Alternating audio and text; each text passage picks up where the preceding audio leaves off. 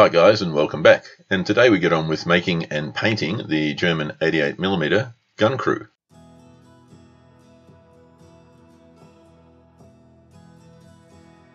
So using two sets of figures here, one is the Mini-Art German artillery crew, and that's apparently special edition 35-192, and I think what makes it special is the extra ammunition boxes and shells in the top left hand corner.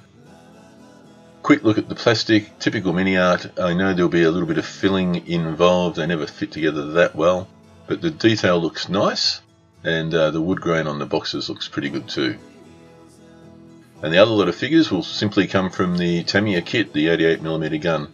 They're very old figures. I think this was made in the 70s originally. Without being spectacular, they're, what would you say, dependable, I think is the best word I can come up with.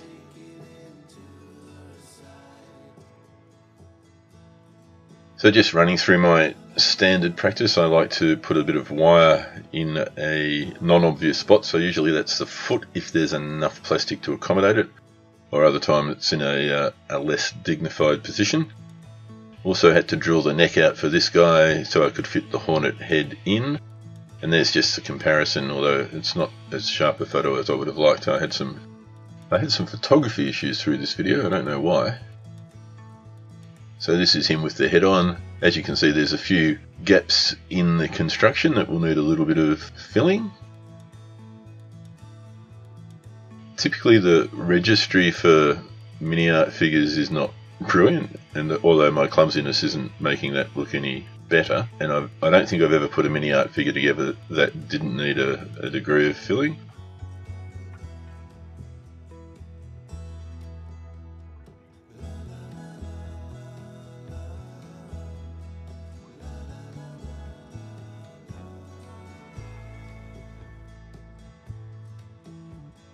But at the end of the day, it's a trade-off, because I think Mini-Art have got a really fantastic range, and you'd like to think they were all fabulous and just fitted together perfectly, but they're not expensive, so I guess it's that trade-off between, well, I'm not paying $27 for an individual resin figure, so I don't think I should be expecting the same quality, and of course clumsiness doesn't help either.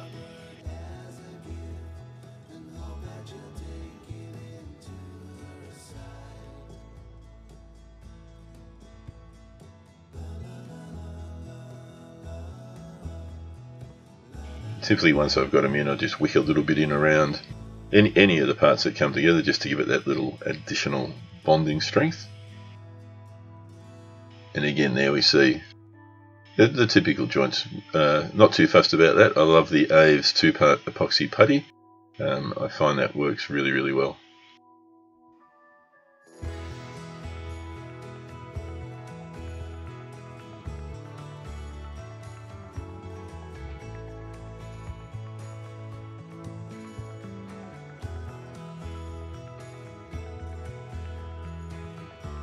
So this is one of the Tamiya boys, and I've God, that's a terrible focus. I'm very sorry.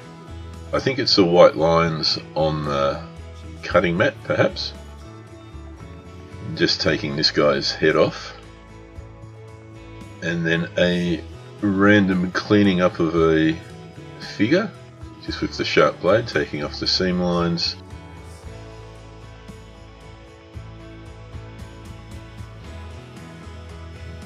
Drilling the hole, getting the wire in. I think I must have been on speed when I was doing this. Now here's old mate who's driven up in the Kuba wagon and immediately dashed off for a leak, and just a little bit of work there on him to try and get his hands to conform to his genitalia, proving that this is not a channel for children, because I said the word genitalia twice now. And now just a bit of a slow reveal of old mate,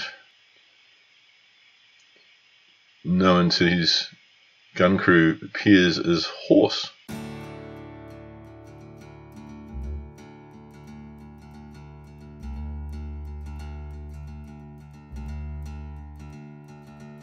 So undercoat all of them with the grey primer, and then start off by just blocking colours at the start. I'm not too fussed, so this is just the standard German grey, and getting that on everything.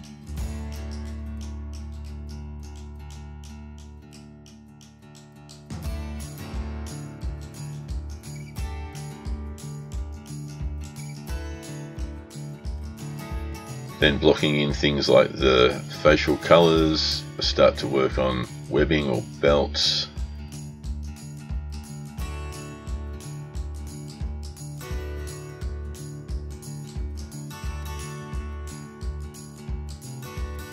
And just slowly start to build up the detail.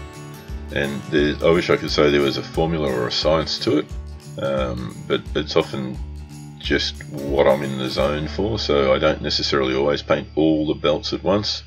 I usually do one figure completely first, sort of as a reference, and then take a fair degree of poetic license with everything else beyond that point. So this is pretty much them with the base blocking in place and maybe a little bit of shading, and I've certainly used many different colours of greys and greens to get it to that point.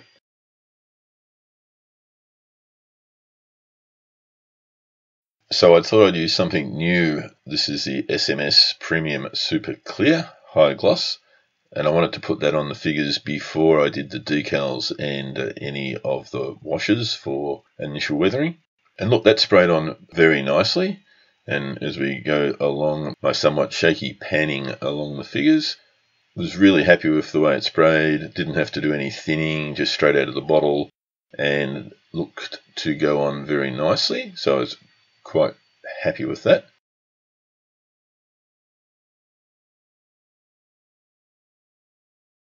And now we get into the decals. So I had the German SS uniform patches, and these are the shoulder tabs. So they are rub-on transfers which go onto the wet medium paper, and I'm just doing this on a wall tile, so it's nice and firm. And I'll explain why I'm doing it on a wall tile in a few minutes. And previously when I've tried to do this, I've just tried to do one or two of the ones that I want for that particular moment. But I found because you're pressing down on it with your fingers, and there's lots of, well, it would seem to be pretty easy, but it's not as easy as it seems. You tend to get some residual connections with the wet paper. So I thought this time around I will just put them all straight onto the wet paper, the medium, and then I just cut out the ones that I want, which for this lot worked quite nicely. And I used a metal rounded edge burnishing tool. Now, lessons learnt here were, you can see hopefully that it starts to get a little bit corrugated through the pressure. It starts to roll the paper into a bit of a buckle, and that caused some issues with the middle ones. So then I cut out the remaining bits, and that was fine, less surface area, less pressure. So future attempts I'd probably cut them into quarters and do them in 4 separate sections, but mercifully there's enough there to work. Now this is the one I did earlier, and I used the end of a paintbrush to burnish these ones, and it was a reasonable catastrophe. And I also didn't do it on the tile, I just did it on the cutting mat, so I don't think the backing was strong enough. Happily, the stuff that I really needed, the shoulder tabs, the collar tabs and the eagles, all, well, not all, but mostly worked out fine, which was good. Otherwise, it would have been a bit tragic. The helmet ones, however, which I tried to do individually, were a bit of a schmozzle. And as you'll see a bit further on, I end up using the Tamiya ones, which I think are a little oversized, but these ones weren't really usable at all. And so on with the decals. So 2 different types, the Archer ones and the Tamiya ones that came with the 88mm kit. The Archer ones need about 1/1,000,000th of a second in the water for them to soften and come off. The Tamiya ones, obviously, a little bit longer, 30 seconds to a minute, I guess. And all this is pretty self-evident. It was a little tricky. They're very small. My eyes aren't great. And I had the camera between me and the figure as close as I could get it to try and let you see what was going on. So a little bit of music and you can see the decals go on, and we're in the home straight, just about done.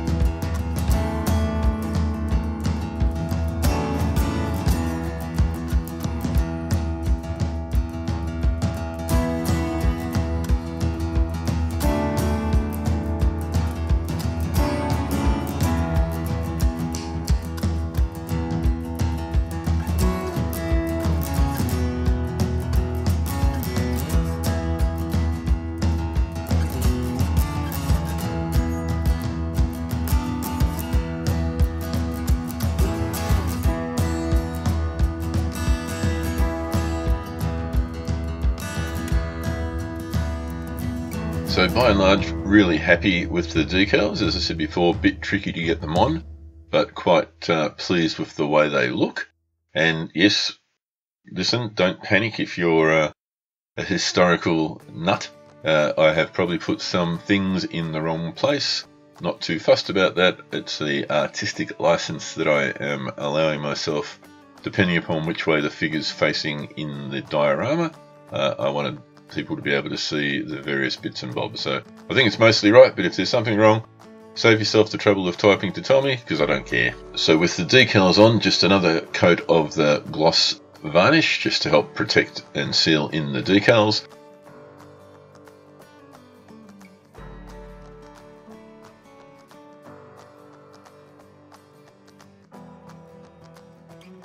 And then making up a little bit of a wash, which was just the Vallejo acrylic flat earth, lots and lots of water, and some pastels just shaved off and mixed in with all that. And then just, as you know, I tend to apply fairly liberally and then wipe off any of the excess. And once the wash had well and truly dried, then it was just a matter of going in with the final piece of the puzzle, which was the flat clear spray. And I used the SMS again, and a little bit opposite in terms of my happiness about this. So the gloss clear I thought was excellent. This didn't spray as well, but I should have guessed when I looked at the bottle, and I'm an idiot because I didn't even test it. It's very cloudy, and it seems to have dried very dusty. So there are a lot. I mean, I always wanted them to be dusty, but I expected I'd control that when I put the pastels on right at the very end. So I'm not sure if I'm thrilled, but I'm not sure if I can back out of this at this stage. So I think they are what they are, and perhaps they're just more dusty than I even imagined they would be. So anyway, that's about it. Quick whiz through the figures for a bit of a final reveal, and then I'll come back and say goodbye.